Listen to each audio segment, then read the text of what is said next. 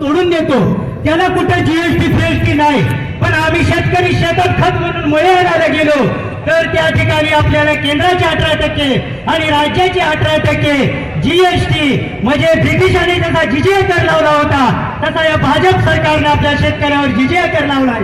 आणि हा जिजिया कर डावलून लावण्यासाठी सर्वसामान्य शेतकऱ्यांच्या बाजूने उभा राहणारा, सर्वसामान्य शेतकऱ्यांना विश्वास देणारा, सर्वसामान्य शेतकऱ्यांच्या पाठीवर भक्कमाशी आधाराची थाप टाकणारा आपला उमेदवार म्हणजे विशालदादा आणि त्यांच्याबरोबर असणारे विश्वजीत कदम, जे विश्वाकडे झेप घेणार असे आमच्या विशालदादांच्या विमानाचे पायलट झालेले.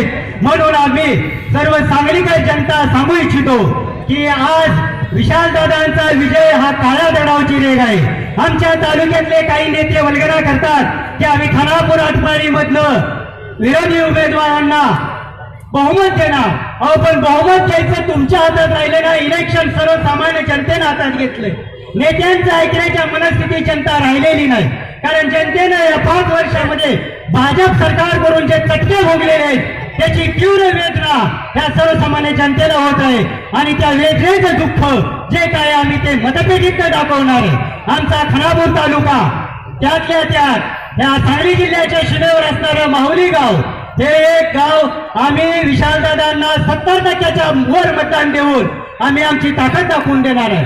त्याचबरोबर खानापूर तालुका आमचा विशालदादांच्या पाठीशी ठामपणे उभा आहे. आदरणीय दादांना आपण सर्वांनी आपले बहुमूल्य मत देऊन आपल्या विकासाचे साक्षीदार व्हावे. एवढेच मी 2 शब्द बोलून माझे 2 शब्द संपवतो. जय हिंद, जय महाराष्ट्र.